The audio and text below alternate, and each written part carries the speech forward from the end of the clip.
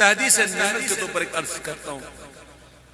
کسی نے خواب دیکھا کسی کے بارے میں، وہ جس کے بارے میں خواب دیکھا وہ بس بغداد شریف سے حاضر ہو کر آیا ہی تھا اور یہی عرض کر کے آیا تھا، یہ شعر پڑھ کے آیا تھا جو پڑھ ابھی. کسی نے دیکھا کہ وہ شخص ایک جائے نماز پہ بیٹھا ہوا ہے اور اس کے سر پہ ایک ہاتھ ہے، ایک بزرگ کا ہاتھ ہے، ایک نورانی بزرگ ان کا ہاتھ ہے. تو کس نے کہا کہ کیا ہے؟ تو کہا یہ غوث پاک کا ہاتھ ہے.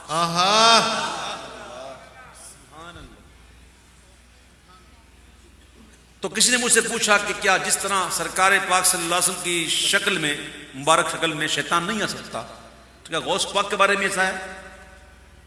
کیا نہیں آ سکتا؟ تو میں ایک کتاب پڑھ رہا تھا، اخبار الاخیار، اس میں حضرت خواجہ نظام الدین اولیاء محبوب الہی کا ایک واقعہ لکھا ہوا ہے. شیخ محقق نے لکھی ہے.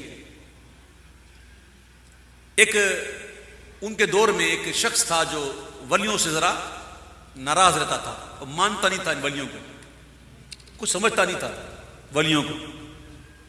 تو اس نے کہا میں تو جا کے پوچھوں گا، سوال کروں گا کچھ.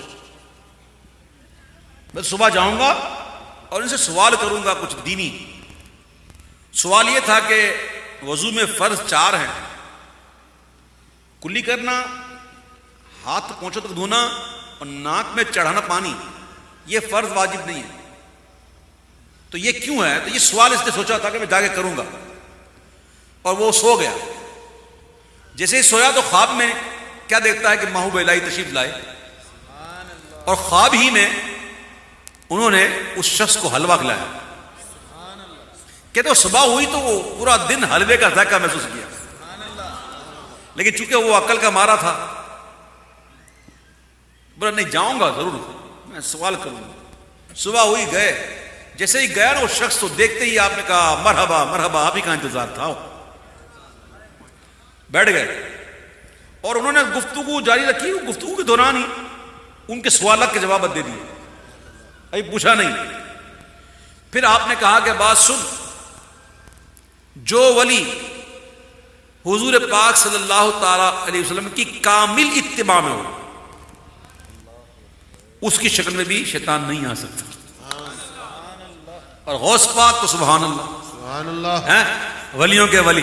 بے شک. یہ شعر تھا کہ نظروں میں صدا رکھنا عبید رضوی کو،